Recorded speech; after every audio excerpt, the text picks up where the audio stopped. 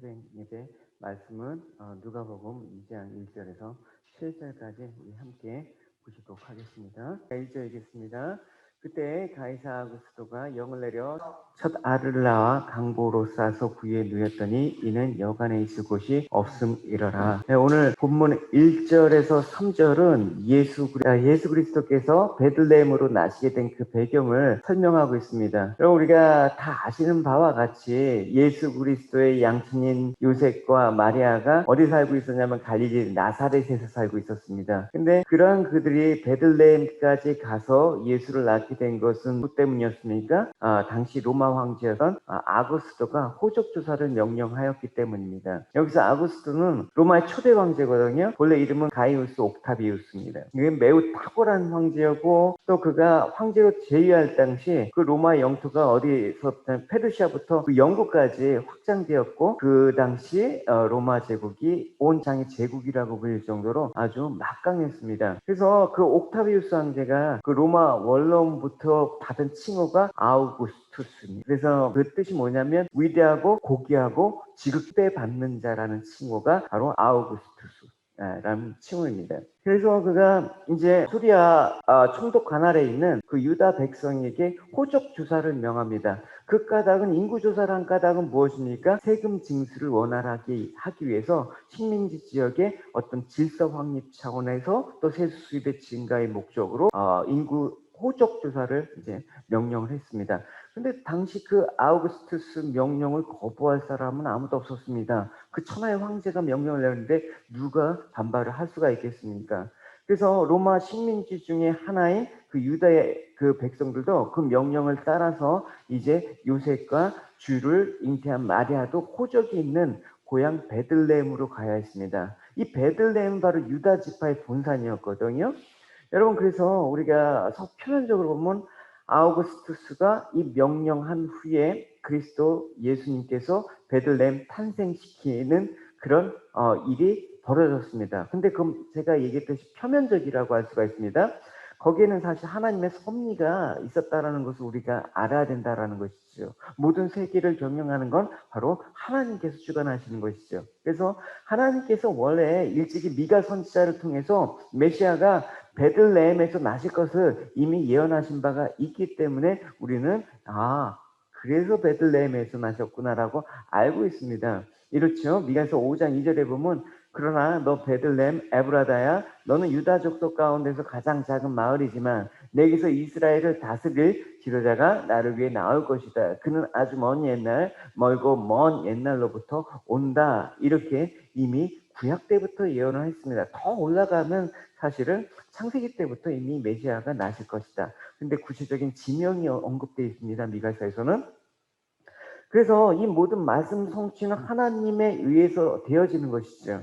그래서 아우구스투스가 명령한 그 모든 것들은 바로 하나님 명령을 이루기 위한, 말씀을 이루기 위한 하나님의 그 섭리 가운데 일어난 일임을 우리는 의심하지 않습니다.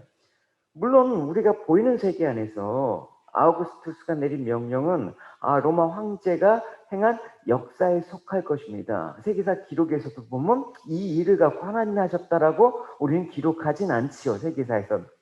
그러니까 세상 누구도 이 일의 배후에 하나님이 계시다라는 걸 생각할 사람이 누가 있겠습니까? 예수님께서 베들레헴으로 옮겨가심으로써 말씀을 이루시는 하나님 일을 우리는 알지만 세상은 그걸 모른다라는 것입니다. 세상의 역사이고 세상의 그런 그 역사의 한 단편이라고 우리는 주장할 수 있지만 사실은 하나님께서 하신 일입니다. 왜냐하면 하나님께서는 분명히 그 잠언서에서도 왕들이 나를 통해 나라를 다스릴 것이고 통치자들이 나를 통해서 다른 법령을 제정한다라고 말씀을 하셨거든요. 그래서 여러분, 비록 유다 이스라엘 왕뿐만이 아니라 이방 세계 왕일지라도 하나님께서 그들을 신복처럼 부려서 당신의 위대한 역사를 이루어 가신다는 사실을 우리는 알 수가 있습니다. 그래서 하나님께서는 이스라엘 백성일지라도 이스라엘 백성들이 타락하니까 바벨론 느부갓네살을 통해서 포로로 잡아가잖아요. 그래서 70년 동안 바벨론에서 포로 생활을 하게 하셨고 회개하니까 페르시아의 고레스 왕을 또 하나님께서 움직여서 그들을 예루살렘으로 돌아와서 이스라엘을 또 재건케 하는 역사를 하나님께서 주관하시잖아요.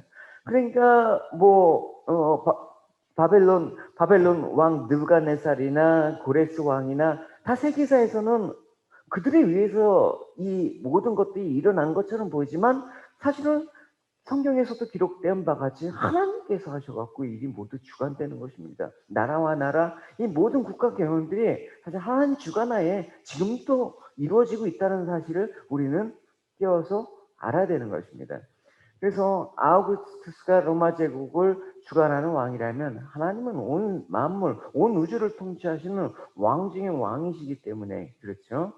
그래서 아우구스투스는 자기가 명령을 내려서 이루어진 일이라고 생각했지만 결국 하나님의 신복이 되어서 호적 명령을 내린 것입니다. 그러니까 하나님 말씀 성취를 하기 위해서 베들레헴에서 예수님이 탄생하셨는데 그것뿐만 아니에요. 더 거슬러 올라서 예수님은 누구의 자손으로 오신다고 얘기하셨습니까? 다윗의 자손으로 오신다고 했잖아요. 그래서 베들레헴은 룻기에 등장하는 나오미와 그 보아스의 고향입니다. 그래서 보아스의 자손이 바로 이스라엘의 그 두 번째 왕인 다윗의 고향이기도 한 것입니다. 그래서 우리가 이 두 개를 이렇게 쌍권총으로 이 사설에 보면 베들레헴이라고 하는 다윗의 동네라고 나와 있는 것입니다. 그러니까 더 거슬러 올라가고 예수님께서 탄생 근원은 다윗의 그 자손으로부터, 다윗의 씨로부터, 후손으로부터 왕이 날 거라는 그 하나님의 다윗과 한 언약을 이루시기 위한 그 일이었구나라는 것들을 우리가 또 살펴볼 수가 있는 것입니다.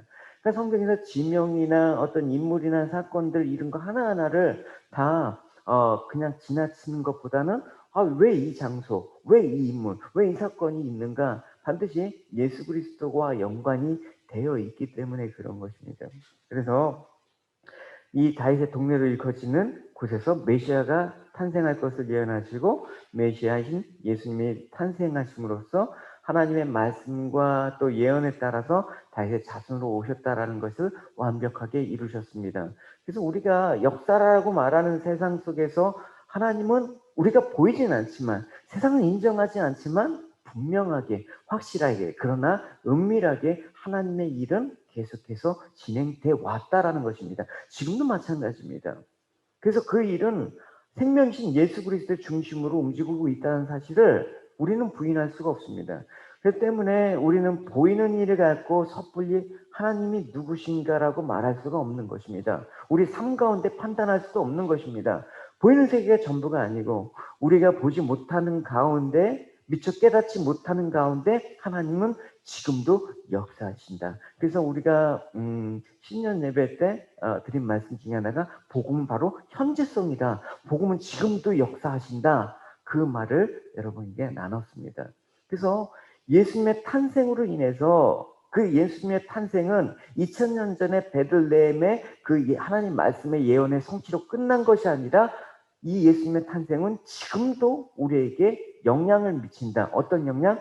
세상이 앞으로 어떻게 흘러갈 것인가를 분명히 보여주고 있다는 것을 우리는 깨워서 오늘도 명심해야 되는 것입니다. 그래서 여러분 예수님이 이 땅에 오셔서 세상은 어떻게 흘러갑니까? 결국은 두 가지 방향으로 가요. 예수님의 속한 자, 하나님께 부르심을 받은 자, 그 다음 세상에 속한 자로 구분돼서 흘러갑니다. 여러분 점점점 말세가 가까울수록 그게 명확하게 보이지 않습니까? 여러분 하나님을 떠나는 자들, 하나님을 배반하는 자들, 하나님 믿지 않는 자들과 그래도 어려워도 끝까지 신앙을 지키고 또 믿음의 길을 가려는 사람들이 이제 너무나 분명하게 드러나는 시대 가운데 우리 있단 말입니다. 여러분 흘러간다라는 말은 무엇입니까? 역시 하나님에 의해서 세상의 역사가 주관되고 있다라는 것을 뜻하는 것이죠. 여러분 세상을 보십시오. 힘이 있는 자가 힘이 있는 자를 위해서 존재하는가? 가진 자를 위해서 존재하는 것 같이 여겨질 때가 많이 있습니다. 국가도 마찬가지죠. 그래서 가진 자, 힘이 있는 자들이 이 세상은 온갖 것을 행복하게 즐기고 누리다가 마무리하는 곳 이렇게 인식하긴 쉽지만 또 반대로 힘이 약하고 없고 비천한 자들은 아, 이 세상에 겨울에 찬바람이 너무나 힘들어. 돈이 없으니까 서러워. 무거운 짐을 지고 높은 산을 오르는 것처럼 이 세상에 무거운 짐을 사는 게 포기워. 여러분, 특히 우리가 느껴오지 않습니까? 여러분의 삶들 가운데 한국에서보다 여기서 이민자로 삶들이 이게 너무나 힘들었잖아요. 지금도 힘든 분도 계시고 또 그 힘든 과정을 겪고 오면서 찬바람을 맞고 가시는 우리들의 모습들을 볼 수가 있습니다. 그러니까 여러분, 세상을 이런 관점으로 보잖아요. 힘 있는 자의 그런 강자의 논리로 보잖아요. 그러면 하나님이 세상을 주관하신다라고 보기에 참 어렵습니다. 하지만 우리에게는, 성도는 세상에 어떤 고통과 고난이 다가온다고 해도 부인할 수 없는 분명한 믿음과 또 확신이 있습니다. 그것은 무엇입니까? 비록 나는 고난을 받으나 하나님 뜻대로 주관하시고 이 세상을 다스린다. 그 다스림 가운데 내가 있다라는 이 분명한 사실을 붙잡고 가야 되는 것이죠. 그래서 왜 그러면 이 성도는 어려운 이 상황 가운데 가게 하시는가, 믿음을? 그거는 생명이신 예수님께 속한 자와 세상에 속한 자를 구분하시기 위해서. 이런 어려운 상황들 가운데 있지 않으면 구분이 안 돼요, 여러분. 그죠? 여러분, 한국에서도 보면 새벽 예배 때 새벽 예배가 가장 뜨겁게 새벽 예배가 일어난 때가 언제예요? 보통 대학교 수능 입시를 앞둔 그 한 달 주간에는 예배당이 미어 터진단 말입니다. 그러니까 평상시에는 몰라요, 여러분. 구분하기 위해서 지금 이제 추수할 때라고 생각하고 여러분 이제 하나님께서 구분하시는 그런 시기에 접어들었다라고 여러분 생각을 하셔야 되는 것입니다. 언제인지 모르지만 분명히 지금 너무나 이제 선명하게 드러나 있다라는 것을 여러분 들어왔잖아요, 여러분. 또 느끼시잖아요, 여러분. 그렇게 방향이 흘러간다라는 거. 그래서 하나님께서 세상을 흔드는 거예요. 그러면 뭘 걸르는 거예요? 진동하지 않는 하나님의 나라를 사모하는 자들이 나온다. 그러니까 나 같은 자를 천국으로, 이 비천한 자를 죄에서 구원하시는 그 예수님의 십자가 은혜만을 소망하는 하나님 백성이 이때 드러난다. 정말 우리의 믿음은 이때 드러난다. 그죠? 그동안은 몰랐는데 이 교회가 어려워지고 세상 가운데 교회가 핍박받고 우리의 삶들이 점점 세상과 동화되기 쉬운 이때 하나님께서 이 예수님만을 소망하는 자들을 드러내게 하신다. 그 말입니다. 그래서 예수님이 그 일을 통해서 어떻게 오셨습니까? 부유한 자로 오시지 않았습니다. 로마의 황제 아들로 오셨습니까? 비천한 자로 오셨습니다. 그죠? 보시면 네, 맞죠? 네, 7절 우리 같이 읽어보도록 하겠습니다. 자,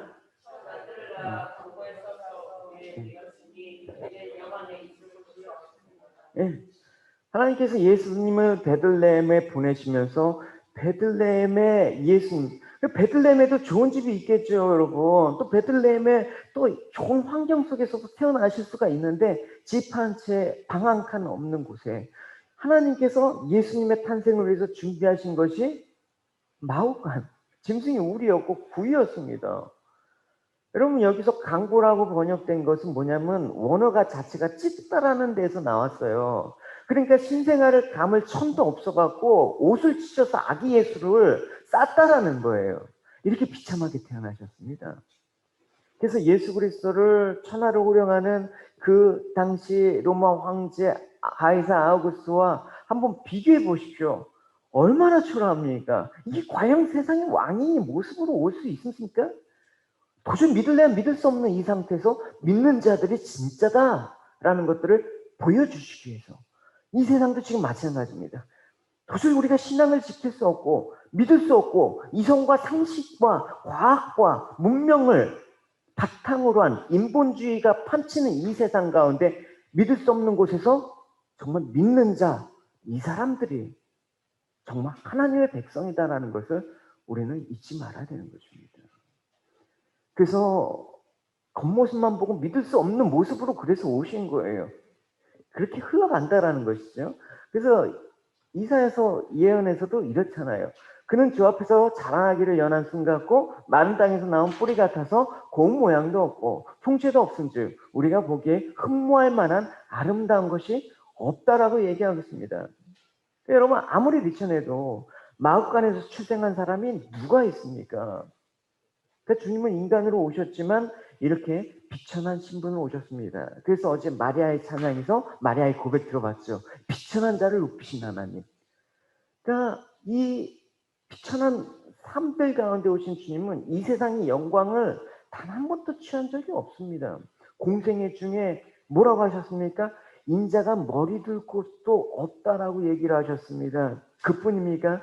종교 지도자들한테 비웃음도 받고 고향에서 멸시도 받고 온갖 매질과 침뱉음과 십자의 고난과 죽음, 심지어는 제자들마저 떠나버리고 우리가 주님께서 우리가 아브라함이 이삭을 바칠 때 뭐라고 했죠? 여호와 이레 하나님이라고 말 참 즐겨 사용하죠. 근데 여호와 이레라는 거는 하나님께서 여호와께서 준비하셨다는 뜻이 아니에요. 그러면 여호와 이레라고 우리가 말할 때 보통 뭘 쓰냐면 하나님이 우리에게 필요한 것을 준비해 주셨다라고 얘기를 합니다. 물론 그 말에 대해서 부인하고 싶은 생각은 없지만 그 말을 생각하면서 우리는 어떤 하나님을 생각하는가라는 것들을 한번 물어봐야 되는 것이죠. 과연 내가 원하는 것을 채워주시기 위해서 하나님은 존재하는가? 라는 얘기죠. 그렇게 되면 예수 그리스도가 이 땅에 나실 이유가 없다라는 것입니다. 아니 오셔서도 예수 그리스도는 부유한 자로 높은 자로 이 땅 가운데 황제 아들로 태어나셔야 됐다라는 것입니다. 그러니까 우리가 어떤 일을 하고자 한다 그러면 모든 일을 준비해 주시는 여호와 이레 하나님을 찬송하지만 예수님을 보십시오. 구속을 위해서, 인류 구원을 위해서 죄의 모든 것들을 감당하기 위해서 예수님을 위해서 준비한 것은 짐승의 우리고 구유입니다. 먹이통입니다. 이유가 뭡니까? 하나님이 예수님을 향한 뜻. 이거는 세상의 어떤 성취. 극단적으로 말하면 어떤 육신의 편리함이 아니라 메시아로 오신 예수 그리스도가 누구인가를 증거하기 위해서 그 누구를 아는 사람을 가려내기 위해서 이렇게 오셨다라는 것입니다.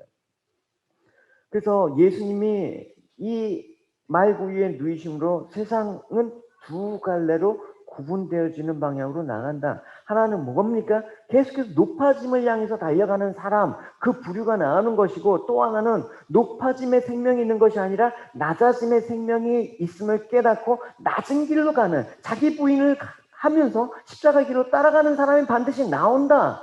그 무리가 여러분들이 되시기를 축원합니다. 할렐루야. 이것을 위해서 하나님께서 예수님의 탄생을 말구유에 준비하신 것입니다.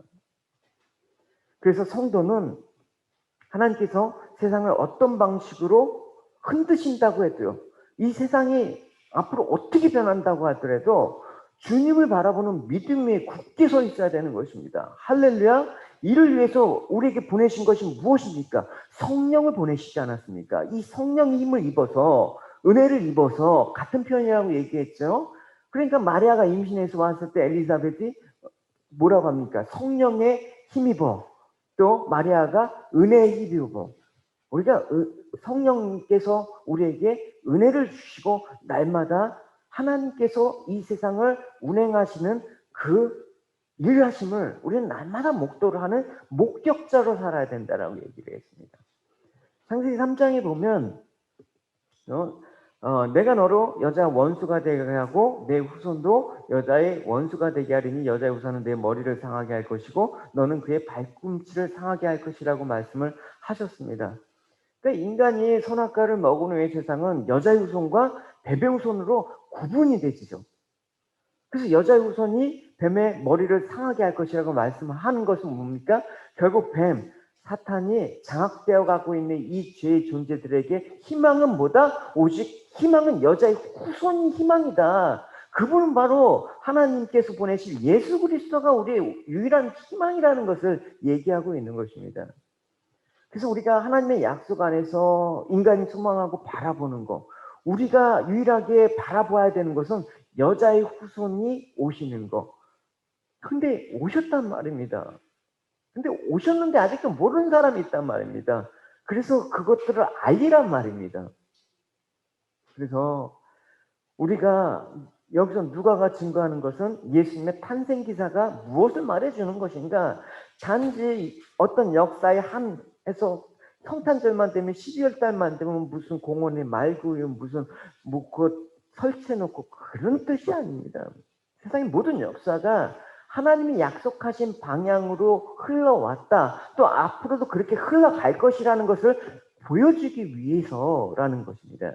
그래서 우리가 약속 안에 있을 때 더 이상 이 세상에 갇힌 자가 아니다. 이 세상에 우리에게 이 세상에서 우리를 제일 위협하는 게 뭐예요? 죽음이잖아요, 여러분. 근데 성도는 이 죽음에 갇힌 자가 아니란 말입니다. 그렇기 때문에 우리가 이 세상을 이겼다라고 얘기를 할 수가 있는 것입니다. 예수 그리스도 안에 있는 자만 그런 일이, 그런 고백이 가능한 것입니다. 그래서 우리가 세상이 가진 자들만 좋은 곳으로 생각된다면 세상을 예수님의 오심을 기준으로 바라보지 않는 증거예요, 여러분. 그래요, 여러분. 남이 가졌다고 자랑해도 그냥 부러워할 필요가 없는 거예요, 여러분. 그죠? 예. 우리는 세상을 바라보는 기준이 다른 사람이기 때문에. 가진 자들이 세상을 어떻게 하든 우리는 여자의 후손으로 오신 예수님을 알아야 되는 것입니다. 여자의 후손으로 오실 예수님을 알지 못하면 아무리 세상에 좋은 것들을 가져도 결국은 사망에 처해지는 존재일 수밖에 없는 것이죠. 이 사망의 그 울타리에서 누가 벗어나요? 오직 여자의 후손으로 오실 예수님만 믿는 자들만 벗어나 있기 때문에. 그래서 여러분, 사망에 갇힌 사람들은 눈에 보이는 대로 세상을 바라보는 거예요. 눈에 보이는 대로 반응하는 거예요. 현상들을. 그러나 여러분, 이 눈에 보이는 것들에 대해서 너무 흔들리지 마십시오. 하나님이 주관하시고 역사하시고 보이지 않는 세상을 바라보는 여러분이 되시기 바랍니다. 할렐루야. 믿음만을 가지고서 늘 걸으며 이 눈에 어떠하든지, 이 눈에 보기에는 어떠하든지, 보이는 것이 어떠하든지 믿음만을 가지고 가는 것. 주님께서 이 비천한 인간으로 오신 이 비천함에 참 우리가 정말 비천한 자의 그런 친구가 되어주신 주님을 알기 위해서 주님께서는 낮게 오셨다라는 것을 여러분 기억하십시오. 그래서 조선의 어느 왕 에피소드가 생각이 나요. 뭐냐면 신하들이 백성들이 흉년이 들어서 다 굶어 죽겠다고 얘기하는 거예요. 근데 그 왕이 그랬대요. 왜들 다들 밥만 먹으려고 하느냐. 다락에 약과와 과일도 좀 먹으라고. 모르는 거예요, 여러분. 이 사망이라는 이 두려움에서 우리가 벗어나기 위해서 뭐가 필요하다라는 것을 몰라요, 여러분. 왜? 세상에 사로잡힌 자. 고난을 겪어보지 않고 또 이 낮아짐을 경험하지 못한 사람들은 비천한 자의 처지를 알 수가 없는 것입니다. 그러나 주님께서는 친히 비천한 자의 모습으로 와서 비천한 인간의 실상을 보여주셨습니다. 직접 너희들이 죄에 갇힌 사망의 몸으로 살아가는 이 세상의 실체가 무엇인지 보여주시고 공생의 기간에 병을 고치시고 생명의 양식을 나눠주심으로써 이 비천한 상태를 벗어날 수 있는 유일한 분이 바로 예수 그리스도이시라는 것들을 공생의 기간에 보여주시고 가신 것입니다. 그래서 주님께서 비천한 인간이 오셔서 우리 같은 비천한 죄인들을 손잡아 주시고 긍휼하게 여겨주시고 도와주시고 구원해 주심을 우리는 늘 감사해야 되는 것이죠. 그래서 이렇게 히브리 기자는 얘기하고 있습니다. 우리의 대제사장 우리의 연약함을 동정하지 못할 리가 아니요 모든 일에 우리와 똑같이 시험을 받으신 이로되 죄는 없으시. 그러므로 우리가 긍휼하심을 받고 때에 따라 돕는 은혜를 얻기 위하여 은혜의 보좌 앞에 담대히 나갈 것이다. 담대히 나가십시오, 여러분. 내가 세상에서 뭐가 없어서 뭐가 힘들어요, 뭐가 없어서 뭐가 힘들어요. 우리는 세상에 어떤 거 갖고 힘들어 갖고 나가지 못하고 그런 처지가 아닙니다. 이미 담대히 나갈 수 있는 은혜를 이미 충분히 입었기 때문에 그렇습니다. 하나님 앞에서 세상 앞에서 내가 비천하다고 느꼈을 때 하나님 앞에서 어떻게 합니까? 이 비천한 이 상태를 가지고 나갔을 때 담대히 나가십시오. 염려하지 마십시오. 하나님과 우리 사이의 이 비천함을 모두 체험하시고 긍휼히 여기시는 중보자 예수 그리스도께서 이미 오시고 이제 성령께서 이제 우리를 이끄시기 때문에 그렇습니다. 세상에 아무리 흉흉하다고 해도 하나님 약속이 10년 가운데 살아있는 후손이라면 흔들리지 않고 여자의 후손으로 오신 예수님을 알고 믿고 의지하는 것에 삶의 가장 중요한 것이라고 여기면서 나아가는 것입니다. 우리 삶의 가장 중요한 것은 바뀌면 안 되는 것입니다. 이것들이 바뀌면 예수 그리스도가 주가 아닌 사람들이에요. 그렇죠? 지금 이 세상 가운데, 지금 이 세상 가운데 바뀌어 있는 것들이 이제 실체로 드러나는 사람들이 너무나 많이 있어요. 그죠? 이게 정상적이에요, 사실은. 이미 예견돼 왔던 이런 영적인 흐름에서 여러분들은 잘 뛰어서 살아가시기 바랍니다. 보이는 세상에서 내 뜻대로 되지 않는 것이 실망이 되는 것이 아니라 내 뜻대로 안 되고 하나님 뜻대로 되는 것을 오히려 찬양할 수 있는 여러분이 되시기 바랍니다. 이 세상을 어떻게 다스리고 결국 마지막이 어떻게 주님께서 이루어질까 하는 것들을 소망을 가지고 주님을 아는 자로 살아가는데 여러분 삶의 의미를 두시는 여러분이 되시기 바랍니다. 할렐루야. 그 의미가 2021년 한 해에도 여러분 삶 가운데 매일매일 잘 새겨지는 여러분이 되시기를 주님의 이름으로 축원합니다. 우리 같이 기도 드리시겠습니다. 주님 감사합니다. 하나님 아버지, 이 땅에 하나님 오셨을 때 하나님 도저히 믿을 수 없을 만큼 비천한 모습으로 오신 그 까닭은 바로 믿을 수 없는 그 눈에 보이는 그런 모습을 가지고 믿지 않는 자와 믿는 자를 구별하기 위해서 하나님 이 세상 가운데 하나님께서 이 역사는 보이지 않는 하나님의 주권에 의해서 움직인다라는 이 사실을 믿는 자들을 드러내기 위해서 하나님 이렇게 비천한 모습으로 오셨습니다. 하나님 우리 삶 가운데 늘 눈에 보이는 이 세계 가운데 하나님 흔들리지 않도록 아버지 우리 지체들 아버지 굳건히 붙잡아 주시고 이 마지막 때에 살아가는 자 깨어있는 자로 하나님의 살아계심과 하나님의 다스리심을 아버지 늘 삶 속에서 경험하며 고백하며 찬양하는 귀한 지체들 될 수 있도록 인도하여 주시옵소서. 세상이 어떻게 되든 아버지 이 믿음 끝까지 지키고 주님 오실 때 하나님 기뻐 찬송하며 아버지 천성님 문을 향해서 날마다 하나님 승리하는 아버지 역사가 우리 아버지 애담의 지체들 한 사람 한 사람 가운데 특별히 하나님 2021년도에 하나님 세상 희망이 아니라 주님의 희망임을 고백하며 날마다 나가는 아버지 애담의 성도들 될 수 있도록 인도하여 주시옵소서. 하나님 계속해서 낮은 곳을 향해서 하나님 갈 수 있도록 하여 주시옵소서. 세상의 높아짐을 아버지 추구하며 주님을 잃지 않도록 아버지 붙잡아 주시고 계속해서 주님을 따라가는 아버지 귀한 애담의 지체들 될 수 있도록 인도하여 주시옵소서. 감사드리며 예수님의 이름으로 기도드렸습니다. 아멘.